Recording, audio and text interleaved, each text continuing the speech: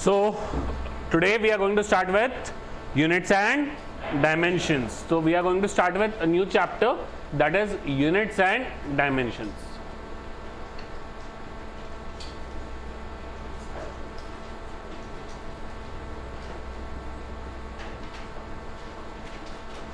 So this is a important, very important chapter. This forms यानी बहुत ऐसे नहीं है कि हर अगले चैप्टर में डायरेक्ट यूज आएगा, बट फिजिक्स का जो बेस है उसमें इसका बहुत ज़रूरी डायरेक्ट यूज है हर जगह पे। तो इसके लिए यूनिट्स एंड डायमेंशंस हमको ढंग से पता होना चाहिए।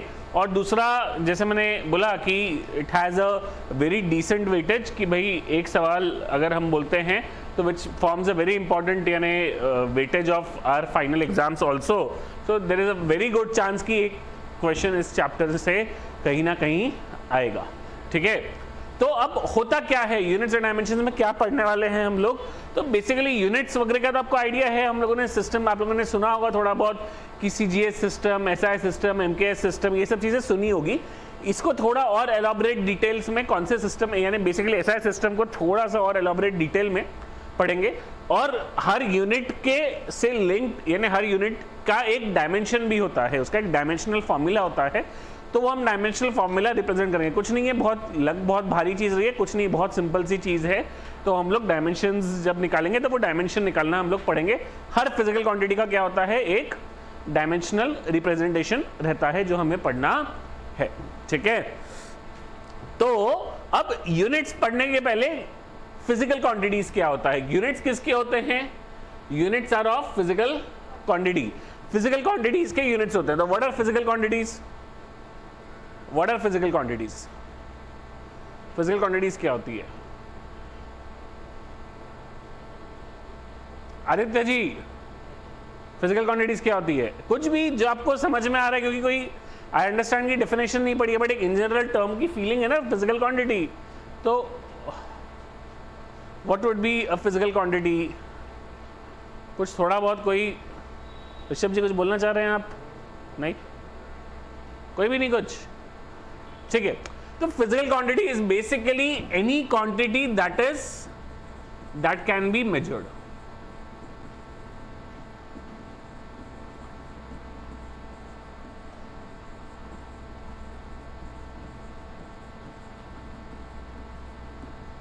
जैसे कि मास, वजन आपका, डिस्टेंस आपका और हम मेरे बीच का डिस्टेंस कितना है, वो डिस्टेंस हम मेजर कर सकते हैं। तो that is again a measurable quantity. Time हम देख सकते हैं कि कितना समय लग रहा है, that is again a measurable quantity. ठीक है, फिर कोई भी बहुत सारी चीजें हम फोर्सेस बोलते हैं, किसी को धक्का मारा, कितने जोर से मारा, कितने धीरे मारा, कितने 10 न्यूटन से मारा, 20 न्यूटन से मारा, भाग के एनर्जी कंज्यूम हुई, कितनी एनर्जी कंज्यूम हुई, 10 जूल, 50 जूल, 100 जूल। तो चीजें मेजर कर सकते हैं, क्वांटिफाई कर सकते हैं।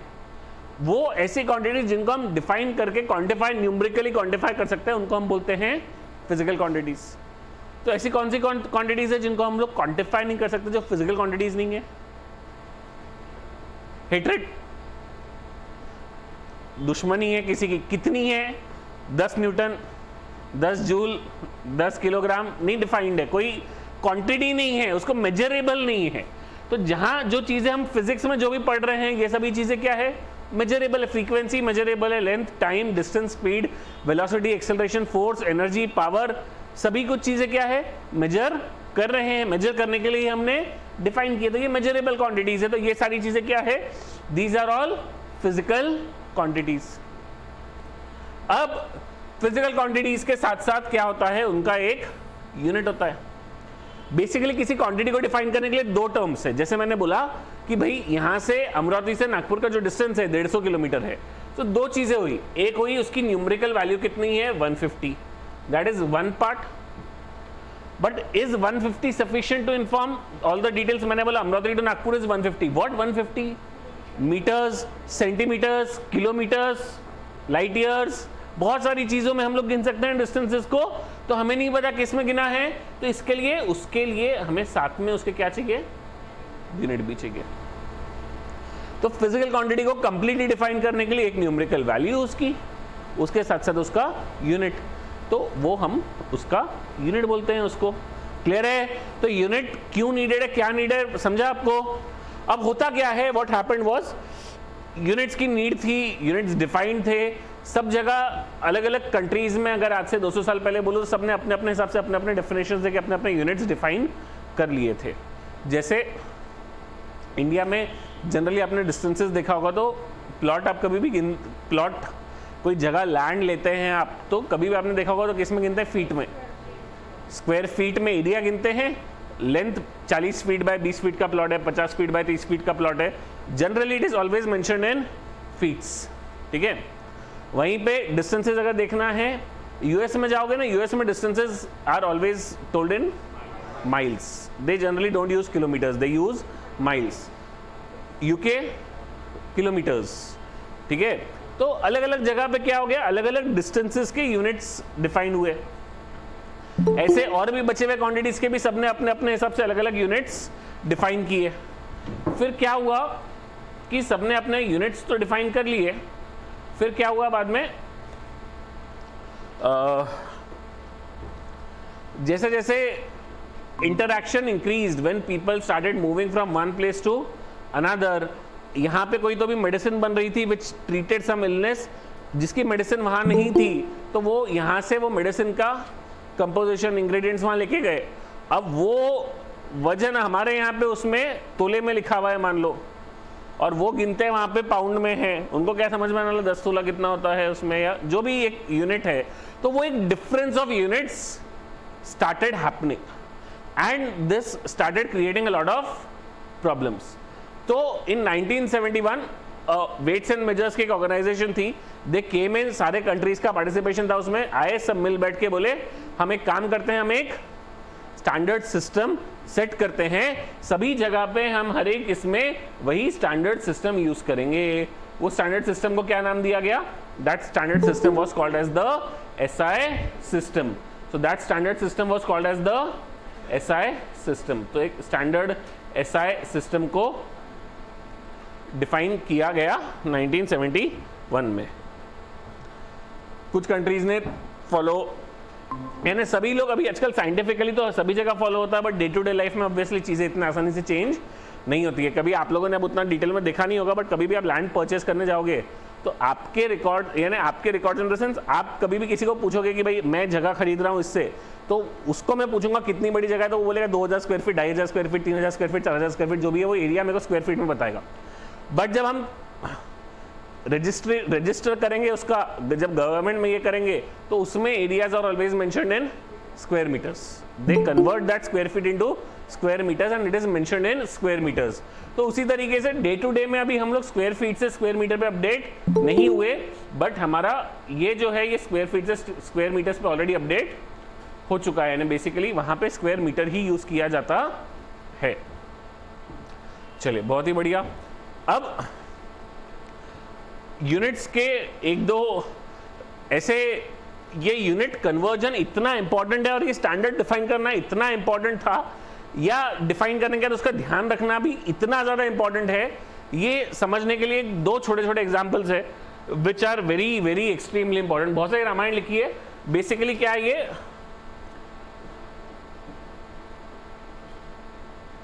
Mars climate orbiter. तो नासा ने एक ऑर्बिटर 1999 में लॉन्च किया था टू मार्स। वो मार्स को ऑर्बिट करने वाला था और मार्स के प्लैनेट को, मार्स के क्लाइमेट को स्टडी करने वाला था, ठीक है। अब हुआ क्या, कभी भी क्या होता है, जैसे नासा ने कोई ये डिजाइन किया, स्पेसक्राफ्ट डिजाइन किया, रॉकेट है, रॉकेट डिजाइन किया, उसके अंदर का जो सैटेलाइट है जो ऑर्बिट करेगा उसको ऑर्बिटर है, तो ये सभी चीजें, हर एक चीज नासा खुद नहीं बनाता, वो सभी चीजें आउटसोर्स कर देता है, अलग अलग चीजें। जैसे इंजिन्स मान लो रोल्स रॉयस को उसने आउटसोर्स कर दिए, कोई पार्ट किसी कंपनी को, कोई मटेरियल किसी कंपनी को, कुछ चीजें वो खुद बनाते हैं, कुछ चीजें यहाँ वहां से बनवाते हैं, डिजाइन खुद करते हैं और ये करते हैं, ठीक है। अब हुआ क्या, उन्होंने आउटसोर्स कर दिया। वेदर सैटेलाइट पहली जो थी उसकी हुआ क्या, नासा टीम ने मेट्रिक यूनिट्स यूज किए, मीटर्स, सेकेंड्स और ये सब यूज किया, और किसी कॉन्ट्रैक्टर को उन्होंने कुछ काम जो आउटसोर्स किया था, बेसिकली कुछ तो भी ऐसा था कि वो टेम्परेचर डिटेक्ट करना था या कोई तो भी चीज डिटेक्ट करनी थी, तो वो डिटेक्ट करने का जो डिवाइस बनाया था वो उसने किसी कंपनी को दिया था, नासा वालों ने। तो वो कंपनी उस चीज को डिटेक्ट कर रही थी बराबर, और वो डिवाइस आपके स्पेसक्राफ्ट को इनपुट दे रहा था। और वो डिटेक्ट जो करके इनपुट दे रहा था, मान लो वो दे रहा था सेल्सियस में, और ये जो उसको आगे कैलकुलेट करके जो उसके इफेक्ट्स होने चाहिए नासा का इसके सैटेलाइट के, वो ये समझ रहा था कि उसने बोला कि 5000 सेल्सियस, इसने समझा 5000 फ़ारेनहाइट। तो what happened was it crashed, यानी in the launch itself it crash. तो काफी बड़ा ये था। तो it was just that difference of units को कन्वर्ट बराबर नहीं हुआ, ध्यान नहीं दिया गया यूनिट्स की वजह से, उसके वजह से वो इतना बड़ा मिशन क्रैश हुआ। तो it is very highly important कि ये सब चीजों का ध्यान दिया जाए। एक और कारण है, एक और एग्जाम्पल है, और बहुत सारे एग्जाम्पल्स है ऐसे। Plane run out of fuel mid air. तो बेसिकली क्या हुआ, एयर कनाडा का एक प्लेन था, I don't remember the countries and all, कहाँ पे है इसमें लिखा होगा अगर किसी को पढ़ने में इतना इंटरेस्ट होगा तो। But basically what happened was, planes do not carry a very lot of excess of fuel. अगर आपको मान लो एक जगह से दूसरी जगह जाना है, स्पेशल इंटरनेशनल डेस्टिनेशन में, लेट्स से 5-6 घंटे की फ्लाइट है आपकी, इसके लिए आपको सम 1000 गैलन्स ऑफ फ्यूल चाहिए। आपकी फ्यूल टैंक की कैपेसिटी अगर 4000 गैलन है तो the plane will not carry 4000 gallons of fuel, 1000 is required. एक सेफ्टी फैक्टर लेके दे विल कैरी 1500 1400, कुछ तो भी एक सेफ्टी फैक्टर ऑलरेडी डिफाइंड है एफए का। तो वो उतना फ्यूल कैरी उतना ही भरेंगे। क्यों? क्योंकि जितना जैसे जैसे प्लेन का वजन बढ़ता है उतना उतना फ्यूल का रिक्वायरमेंट बढ़ते जाता है। तो अगर वो नॉर्मली अगर एक प्लेन खाली है तो उसको जर्नी के लिए अगर 1000 गैलन फ्यूल लग रहा है तो भरे हुए प्लेन को 1500 गैलन लगेगा। The fuel will increase drastically. तो इसके लिए they don't want to increase unnecessary weight. तो होता क्या है कि अब एयर कनाडा की फ्लाइट है, कंट्रीज, एक कंट्री से दूसरे कंट्री से तीसरे कंट्री ट्रैवल करती है। अब एयर कनाडा, अब वो फ्लाइट का मेजरमेंट कि कितना फ्यूल भरना चाहिए वो एयर कनाडा का कोई एक स्टाफ, कोई एक ऑर्गेनाइजेशन, कोई एक यूनिट देखता होगा। दे वर सिटिंग इन कनाडा, उन्होंने वो चीज़ का उन्होंने इनपुट, वो flight let's say was there in Dubai, तो दुबई से वो कनाडा के लिए जाने वाली थी। अब दुबई से कनाडा जाने वाली थी तो वो कनाडा से इनपुट आया यहाँ दुबई वालों को कि भाई इतने गैलन्स ऑफ फ्यूल भर देना। अब उनको उतने गैलन ऑफ फ्यूल के बदले दे टुक उतने लीटर्स ऑफ फ्यूल, या अदर वाइस वर्सा, यानी लीटर में आया होगा उन्होंने गैलन में लिया, कुछ तो भी ऐसा हुआ। तो what happened was the fuel was much less than the necessary. और उस समय पे द यानी शायद उतना सीरियसली चेक नहीं होता होगा, यानी the pilots did not check in was the fuel sufficient और not, probably a lesson they would have learned after this. तो they did not check it. What happened, mid air the fuel tank emptied up. तो ये ऐसे काफी सारे किस्से हैं जिससे इट बिकम्स वेरी इंटरेस्टिंग कि हम यूनिट्स का ध्यान बराबर रखें। सो अब यूनिट्स का ध्यान क्यों रखना है, क्या है, ये हमको समझा। अब हमने बोला कि एक इंटरनेशनल स्टैंडर्ड सेट किया। तो इंटरनेशनल स्टैंडर्ड के पहले जनरल यूनिट्स जो हम लोग यूज करते थे पहले से, या अभी भी काफी बार हम लोग यूज करते बोलते हैं, तो एक सिस्टम कौन सा है हमारा, सीजीएस सिस्टम। सबको पता है कि सीजीएस सिस्टम क्या होता है, centimetre, gram, second. C stands for centimetre, G stands for gram and S stands for second. तो इसमें सीजीएस सिस्टम में हम लोग सेंटीमीटर, ग्राम और सेकेंड में यूनिट्स को मेजर करते हैं। जो हम लोग जो हम लोग मीटर्स, केजी, ये सब यूज करते हैं। ये कौन सा सिस्टम है, MKS, that is the MKS system.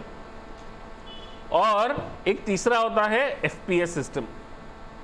FPS system में क्या है, length is measured in foot, mass is measured in pounds, time is measured in seconds.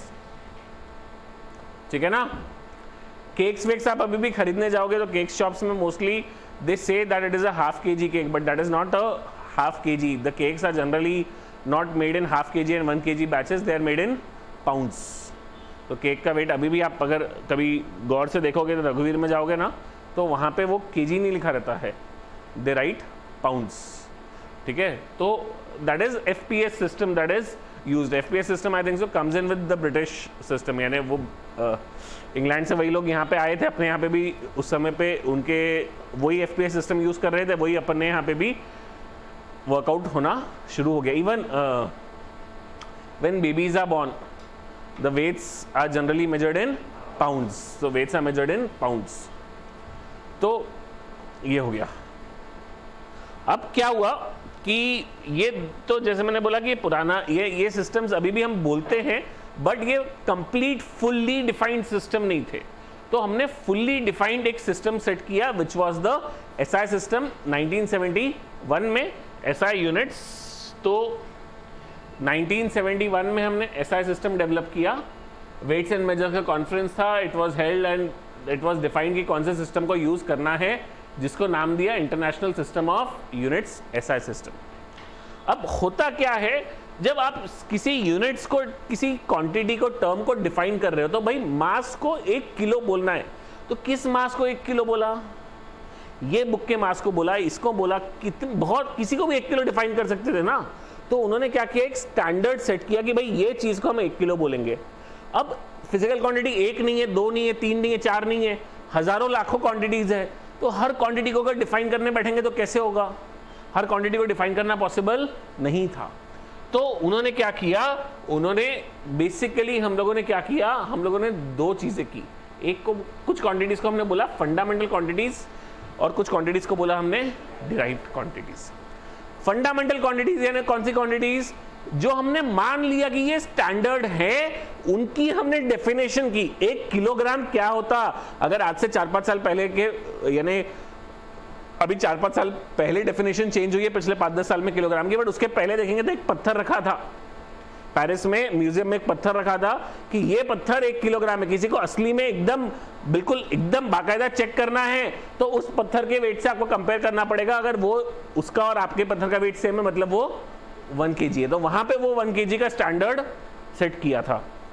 1 metre rod रखा था एक, वो रॉड की लेंथ क्या है? 1 मीटर. उसको स्टैंडर्ड डिफाइन किया था, वही स्टैंडर्ड को हमने 1 मीटर आगे एक्सेप्ट किया. फिर अभी धीरे धीरे सब डेफिनेशन जो रखे हुए सामान पे बेस थी उनको हम चेंज करते गए. बट अभी बेसिकली ओरिजिनली क्या हुआ था, स्पेसिफिक क्वांटिटीज को डिफाइन करके हमने हमारे यूनिट्स को डिफाइन किया था. तो हमने क्या किया था, 7 फंडामेंटल क्वांटिटीज को डिफाइन किया था. ये ऐसी क्वांटिटीज थी कि मास 1 kg क्या होता है, इसका कोई डेफिनेशन पूछेगा तो कोई डेफिनेशन नहीं था. ये इसका मास 1 kg है ऐसा हमने बोल दिया था. ये लेंथ 1 मीटर है ये हमने बोल दिया था, उसकी कोई डेफिनेशन नहीं थी. बट आपने जब फिजिक्स में पढ़ा होगा अगर 10वीं में 9वीं में, तो 1 न्यूटन की डेफिनेशन थी. When a force causes a displacement of when a force causes a acceleration of 1 metre per second square on a body of mass 1 kg, then the force is said to be 1 Newton. तो वो 1 Newton क्या हुआ, defined हो गया, dependent हो गया. किसके ऊपर डिपेंडेंट हो गया? मास के ऊपर और एक्सेलरेशन के ऊपर. तो हमें न्यूटन को डिफाइन करना नहीं पड़ा, हमने मास को डिफाइन किया था. तो जैसे मास की डेफिनेशन चेंज होती थी वैसे ही न्यूटन चेंज हो जाएगा. तो न्यूटन अपने आप में, न्यूटन की कोई डेफिनेशन ठीक है डायरेक्टली नहीं, Newton was a dependent quantity. तो उसको हमने बोला डिराइव्ड यूनिट्स, डिराइव किए गए हैं. तो जो हमने क्या किया, एक फंडामेंटल स्टैंडर्ड सेट कर लिया कि भाई ये, जैसे हम लोग ये MKS सिस्टम में भी क्या कर रहे थे, हमने इसमें MKS CGS यानी मास, लेंथ और टाइम, इसको क्यों यूज किया? क्योंकि हमने स्टैंडर्ड सेट किया कि भाई मास, लेंथ, टाइम हम डिफाइन करेंगे, बची भी सारी चीजें इसके ऊपर आप डिराइव कर लो. किसी ने बोला स्पीड, तो स्पीड MKS सिस्टम में, CGS सिस्टम में स्पीड का कोई यूनिट नहीं है. CGS में कोई स्पीड को डिनोट नहीं कर रहा. बट स्पीड क्या होता है? Distance upon time. फिर आप बोलोगे डिस्टेंस किस में मेजर करना है? सेंटीमीटर. टाइम किस में मेजर करना है? सेकंड. तो इस सिस्टम में स्पीड की क्या होगी इसकी? सेंटीमीटर पर सेकंड. इसमें मत लो अटेंडेंस, एक पेज पे नाम पास करो, इस पे मत लो। एक पेज देके उसमें नाम लिखवा लेना, और जो ऑनलाइन वाले हैं उनके नाम अलग से आप नोट कर लेना। एक पेज दे दो और ये पास कर लेंगे, नाम लिख लेंगे बस। फुल पेज लगेगा ना, वो छोटे से पेज में कैसे होगा? एक पेज निकाल लेना बेटा बुक में से, उसमें से नंबर डाल के अपने नाम लिख ले। हाँ, तो डिपेंडेंट जैसे स्पीड है, सीजीएस सिस्टम में किसी ने बोला तो हम लोग क्या बोलेंगे? सेंटीमीटर पर सेकंड। स्वाति पानी की बोतल मेरी। एफपीएस सिस्टम में बोला था, एफपीएस में लेंथ किस में गिनते हैं? फीट में। टाइम किस में गिनते हैं? सेकंड में। तो इसमें स्पीड की यूनिट क्या हो गई? फीट पर सेकंड। तो स्पीड क्या हो गया? Dependent quantity, derived quantity. उसका यूनिट क्या हो गया? डिराइव हो गया। किसके ऊपर से डिराइव हो गया? फंडामेंटल क्वांटिटीज पे। तो हमने क्या किया? फंडामेंटल क्वांटिटीज डिफाइन कर दी। शुरुआत में हमने ये जब FKS system, FPS system, CGS system, इसमें मास, लेंथ और टाइम, इन तीनों को हमने डिफाइन किया था। मोस्ट कॉमनली यूज होने वाली यूनिट्स यही है। आपके भी डेली लाइफ में या किसी भी पर्सन के डेली लाइफ में यही यूज होती थी, ठीक है। अब यही क्यों डिफाइन की? क्या कोई और डिफाइन नहीं कर सकते थे? तो आप कोई और भी सिस्टम डिफाइन कर सकते थे। जैसे स्पीड क्या होता है? स्पीड का फॉर्मूला क्या है?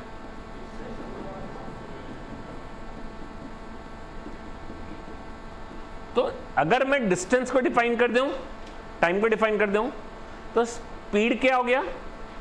डिपेंडेंट यूनिट हो गया, जो कि टाइम और डिस्टेंस के टर्म्स में निकलेगा। क्लियर है? अगर मैंने स्पीड को डिफाइन करने के लिए डिस्टेंस को डिफाइन कर दिया, टाइम को डिफाइन कर दिया, तो डिस्टेंस और टाइम के ऊपर डिपेंडेंट यूनिट क्या हो गया? स्पीड। वहीं पे अगर मैंने इसके बदले ऐसा लिख दिया,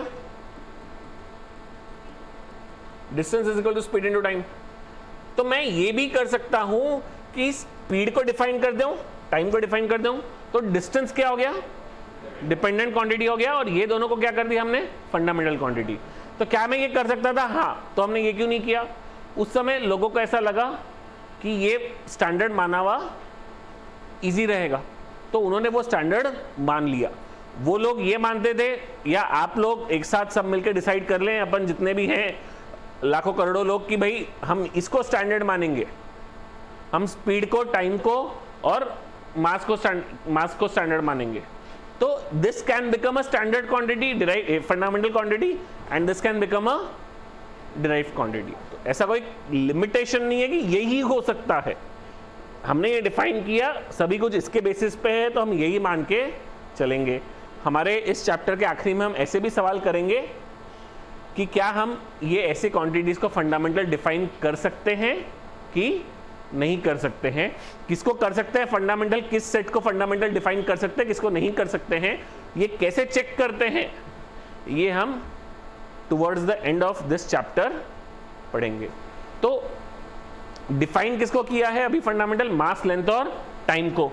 बट जब ऐसा सिस्टम बनाया गया तब उनको रियलाइज हुआ कि सभी कुछ चीजों को डिफाइन करने के लिए मास, लेंथ और टाइम, तीन क्वांटिटी सफिशिएंट नहीं है, कुछ और क्वांटिटीज लगेगी। जैसे कि हमको टेम्परेचर लगेगा, टेम्परेचर डिपेंडेंट क्वांटिटीज है, मोल के डिपेंडेंट क्वांटिटीज है। तो उन्होंने क्या किया, सब पूरा स्टडी वडी करके दे फाउंड आउट कि भाई हम 7 क्वांटिटीज को फंडामेंटली डिफाइन करेंगे। तो उन्होंने पहली क्वांटिटी डिफाइन की लेंथ, जिसका ऐसा यूनिट डिफाइन किया गया मीटर। मीटर की डेफिनेशन जो है, एक रॉड रखा गया था पेरिस में एक म्यूजियम में, उसमें उसको बोला गया था कि भाई इसकी लेंथ क्या है? 1 मीटर। फिर वो रॉड के हजारों कॉपीज बनाई, हर कंट्री में अलग अलग दे दिया। अब उनको बोला कि तुम तुम्हारे स्टैंडर्ड इस मीटर के अकॉर्डिंगली सब जगह सेट कर लो। मास, वही एक पत्थर रखा गया था, उसका मास माना गया था 1 किलोग्राम, और उसको बोला गया था, उसका यूनिट जो है शॉर्ट में क्या लिखते हैं, उसका सिंबल केजी। तो वही सेम उसी तरीके से स्टैंडर्ड सेट किया था। फिर time was defined as, time का standard unit was taken as seconds. फिर current was taken as a fundamental quantity, जिसका यूनिट है एम्पियर। इसमें जैसे ideally current charge upon time होता है, बट अब डिफाइन करते समय उन्होंने चार्ज को फंडामेंटल नहीं डिफाइन किया, करंट को किया। तो चार्ज क्या हो जाएगी? डिराइव्ड क्वांटिटी होगी, जो कि करंट के ऊपर डिपेंडेंट है। फिर थर्मोडायनेमिक टेम्परेचर, थर्मोडायनेमिक टेम्परेचर बोला, टेम्परेचर भी बोल दो, कोई दिक्कत नहीं है। उसका ऐसा unit kelvin, denoted by small K, ampere denoted by capital A. कब स्मॉल लिखते कब कैपिटल लिखते ये भी आप लोग सब यानी वहां तक के भी पढ़ेंगे, उतना काम नहीं आता है बट पढ़ेंगे जरूर हम लोग कब लेटर्स, जैसे यहाँ पे एम्पियर का ये कैपिटल लिखा है, सेकंड का एस स्मॉल लिखा है, तो there is a rule for this also, तो वो चीज़ें हम लोग इसमें towards the mid of the chapter हम लोग वो भी पढ़ेंगे। फिर amount of substance which is defined as, जिसका यूनिट इज मोल्स, MOL लिखते हैं शॉर्ट में। Luminous intensity that is measured in candela, CD। तो ये 7 फंडामेंटल क्वांटिटीज डिफाइन की गई, और जितनी भी बची हुई क्वांटिटीज है हमारी, आपको जितनी भी क्वांटिटीज पता है जैसे कि speed, acceleration, velocity, power, force, फिर और आगे की भी क्वांटिटीज है, latent heat, specific heat, electric field, magnetic field, permittivity, permeable, बहुत जितनी भी क्वांटिटीज पता है सब कुछ इन 7 पे डिपेंडेंट है। बाकी सारी क्वांटिटीज का इन 7 पे जो डिपेंडेंस निकालना है उसको ही बोलते हैं उसका डायमेंशन, ठीक है ना। तो ये 7 की डेफिनेशन हम देखेंगे, बट हमें याद रखने की जरूरत नहीं है कि भाई ये इसके ऊपर इस तरीके से डिफाइंड है, हम देखेंगे। जैसे मैंने बोला कि लेंथ, यानी सबकी नहीं देखेंगे, पहले 2-3 क्वांटिटीज की देखेंगे। लेंथ और मास की डेफिनेशंस अभी चेंज की गई है। मास का तो मेरे को याद नहीं है कहीं पे, शायद प्लैंक्स कांस्टेंट पे मास को नया डिफाइन किया गया है। लेंथ को डिफाइन किया गया है स्पीड ऑफ लाइट के ऊपर बेस्ड। टाइम को डिफाइन किया गया है सीजियम क्लॉक के ऊपर, सीजियम एटॉमिक ट्रांजिशंस के ऊपर बेस्ड। एटॉमिक क्लॉक है, वहां से टाइम को 1 सेकंड को डिफाइन किया गया है। तो ये 7 हमारी फंडामेंटल क्वांटिटीज थी, but these were not sufficient.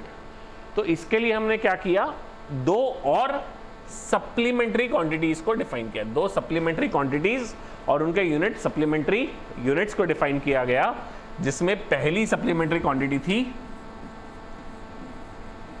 Plane angle. Plane angle क्या है, ये वही एंगल है जो हम हमारे ज्योमेट्री के सर्कल, ट्रायंगल में जो एंगल्स पढ़ रहे थे, ट्रिग्नोमेट्री में एंगल पढ़ रहे थे, वही एंगल को हम लोग क्या बोलते हैं, प्लेन एंगल। जो एंगल है वही वो प्लेन एंगल है। उसका यूनिट जो है that is radians. It is not measured in degrees, it is measured in radians. Clear है? Then there is solid angle.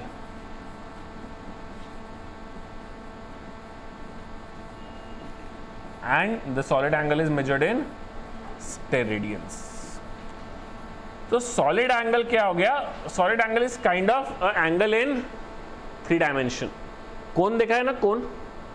तो कोन के इस पे जो एक एंगल, यानी एक आपका जो एंगल के डेफिनेशन है 2 लाइन के बीच में, 2 लाइन के बीच में नहीं, बट कोन कैसे हो सकता है? कोन ऐसे पतला भी हो सकता है, ऐसे the vertex of the cone can be like this also, या मैं अगर ऐसे बनाऊं तो ये ऐसा भी हो सकता है, या ऐसा भी हो सकता है, या ऐसा भी हो सकता है, और कितना भी विड्थ हो सकता है। 3D में है ये, 2D में नहीं है, ठीक है ना। तो 3D में है, तो what is changing is the solid angle is changing. वहां पे सॉलिड एंगल चेंज हो रहा है। वो निकालते कैसे है सॉलिड एंगल, वो भी आप लोगों को आगे, काफी आगे जाके, यानी 12th के पार्ट में इलेक्ट्रिसिटी वगैरह में हम लोग सॉलिड एंगल भी कैसे निकालते हैं वो भी पढ़ेंगे। छोटा सा यूज आता है कंसेप्ट में, तो हम लोग एक ब्रीफ में सॉलिड एंगल का भी इंट्रोडक्शन देखेंगे। उसका ऐसा यूनिट है स्टेरेडियंस। तो ये 7 फंडामेंटल क्वांटिटीज, ये 2 क्वांटिटीज डिराइव्ड क्वांटिटीज, डिराइव नहीं सप्लीमेंट्री क्वांटिटीज, ये हमारी क्वांटिटीज हो गई। इसके अलावा दुनिया में जितनी भी फिजिकल क्वांटिटी आपको पता है सभी क्या है, डिराइव्ड क्वांटिटीज है। क्लियर है?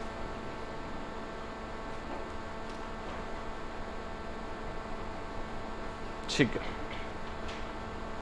अब व्हाट इज 1 मीटर? लेंथ क्या है? Length is defined as, length is defined नहीं, लेंथ का ऐसा यूनिट क्या है, मीटर्स है। How is metre defined? It says that a metre is the length of the path travelled by light in vacuum during a time interval of this much second.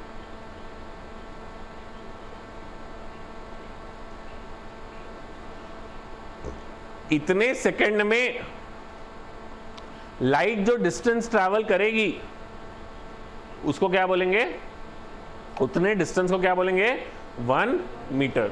This was possible as by that time the speed of the light in vacuum could be measured precisely as this. हम लोग एकदम पहले light की precise speed measure नहीं कर पा रहे थे, बट अभी हम लोगों ने पिछले कुछ सालों में लाइट की प्रिसाइज स्पीड मेजर कर ली, तो हमने उसके बेसिस पे 1 मीटर को डिफाइन कर दिया। ठीक है ना, क्लियर है? तो एक तरीके से लाइट भी डिपेंडेंट हो गया इनडायरेक्टली ऑन टाइम, बट हम उसको फंडामेंटल में ही बोलेंगे। ठीक है, अब इसके अलावा और कुछ लाइट लेंथ के और दूसरे भी कुछ यूनिट्स हम यूज करते हैं। कौन से हैं? AU लिखते हैं, capital AU, that is 1 astronomical unit. कितना होता है वो? ये होता है 1.496 इंटू 10⁻11 मीटर्स। ठीक है, फिर एक होता है 1 light year. 1 light year is what? 9.46 into 10⁻15 metres. Light year को शॉर्ट में LY भी लिखते हैं। So what is 1 light year? It is the actual length यानी actual distance travelled by light in 1 year. तो स्पीड ऑफ लाइट को एक साल का टाइम यानी 365 दिन, 365 दिन में स्पीड ऑफ लाइट को C से बोलते हैं, इंटू 365 दिन, फिर एक दिन में 24 घंटे और एक घंटे में 3600 seconds.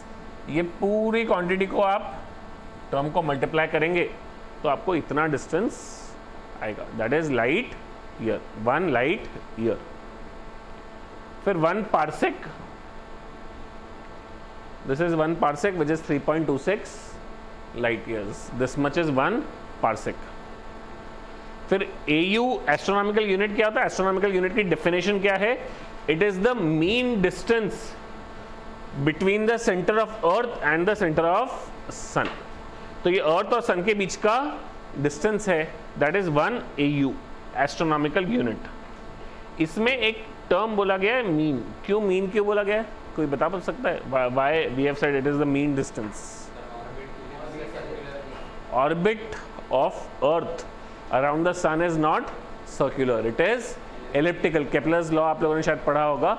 So orbit of earth around the sun is elliptical in nature. तो इसके लिए वो जो कहीं पे डिस्टेंस क्या है, ज़्यादा है, कहीं पे डिस्टेंस क्या है, कम है, इसके लिए हमने मीन डिस्टेंसेस बोला है। ठीक है,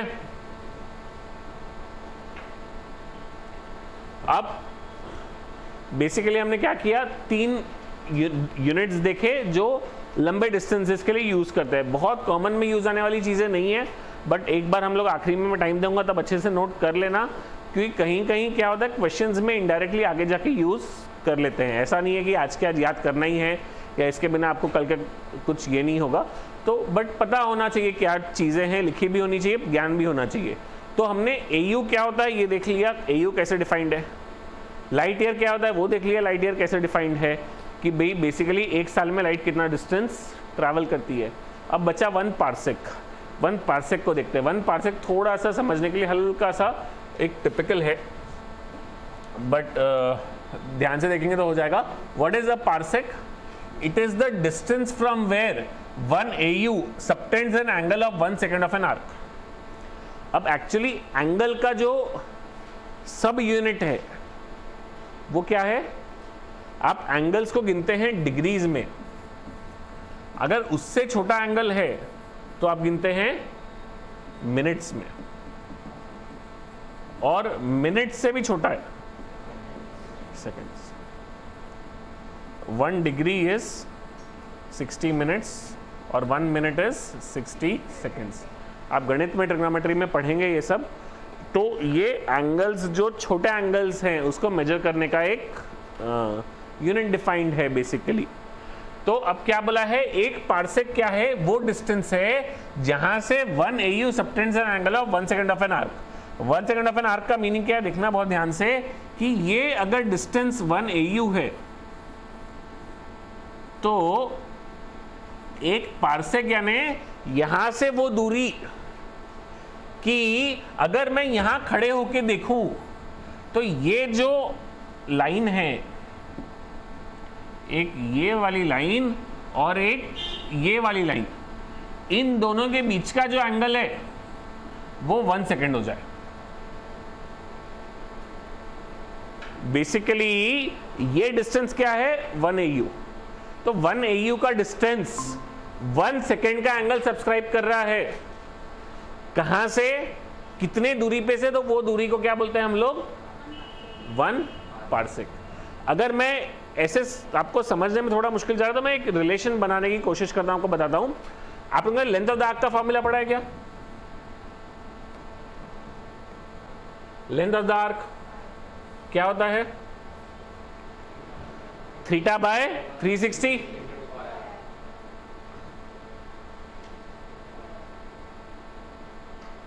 अब अगर मैंने इसको रेडियन में डाला तो ये क्या हो जाएगा 360 के बदले 2 पाई, थीटा के 260 की 3, ये पता है क्या आप लोगों को, ये भी ज्ञान है क्या कि 2 पाई रेडियंस इज 360 डिग्रीज। ये होता है, ये ज्ञान आपको नहीं होगा तो क्या आप गणित में सीखेंगे ये चीजें। तो 2 पाई रेडियंस इज 360 डिग्रीज, तो ये 360 डिग्री के बदले में क्या डाला 2 पाई रेडियन, तो theta by 2 pi into 2 pi R, 2 pi cut किया आर थीटा। तो ये क्या होता है, ये लेंथ ऑफ द आर्क का फॉर्मूला है, बहुत बार यूज करेंगे हम लेंथ ऑफ द आर्क का फॉर्मूला, आर इंटू थीटा, जहां पे आर क्या है रेडियस, थीटा क्या है ये angle, where theta is taken in radians, theta is taken in radians. तो मैंने क्या बोला, ये जो दूरी है ये 1 AU है, ये क्या हो गया मेरा उस केस के लिए length of the arc. This is equals to, ये क्या हो गया radius which is 1 parsec into theta, theta यानी क्या हो जाएगा 1 सेकेंड, उसको हमको किस में कन्वर्ट करना पड़ेगा रेडियंस में। तो ये वो मैथमेटिकल रिलेशन हुआ जहां से पार्सेक को डिफाइन किया है। आपको इसमें अभी बिल्कुल भी कहीं पे भी कोई जाने की जरूरत नहीं है, इसका कोई आगे यूज अभी आपको नहीं है। मैंने सिर्फ डिफाइन कहां से हुई है क्वांटिटी ये बताने के लिए हमने ये रामायण की है, बाकी आपको डायरेक्ट इसका कोई अभी कनेक्शन नहीं है। एक बार अगर डेफिनेशन नहीं समझी होगी पार्सेक की तो मैं फिर से लगे तो एक बार बता देता हूं। और पार्सेक होता क्या है बेसिकली, ये डायग्राम से भी मैं ज़्यादा अच्छे से अगर डायरेक्टली इस पे बताऊं, क्लीन इस पे, हाँ, तो बेसिकली आप एक पॉइंट से देख रहे हैं, आप यहाँ खड़े हैं, आप देख रहे हैं कहाँ, किसको आप देख रहे हैं, मान लो सन को, ठीक है। अब मान लो आप सन यहां पे है, अर्थ यहां पे है,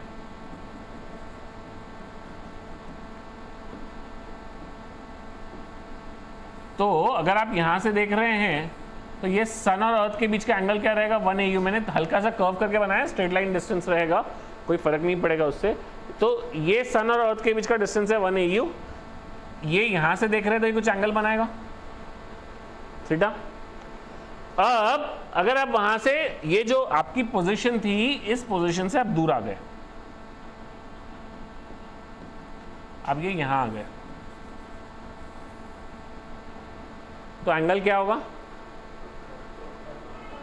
कम होगा कि बढ़ेगा, कम होगा। आप कहां तक दूर आते गए, आप वहां तक दूर आते गए जहां पे ये जो एंगल है ये 1 सेकेंड नहीं हो गया। 1 सेकेंड जो होता है वो 1/3600 डिग्री होता है। तो इतना एंगल नहीं हो गया, वहां तक आप दूर आए, और ये दूरी जहां पे वो एंगल 1 सेकेंड हो गया, यहां से जो सन की दूरी है इसको डिफाइन किया गया 1 पार्सेक। समझा गया सबको? कोई डाउट किसी को?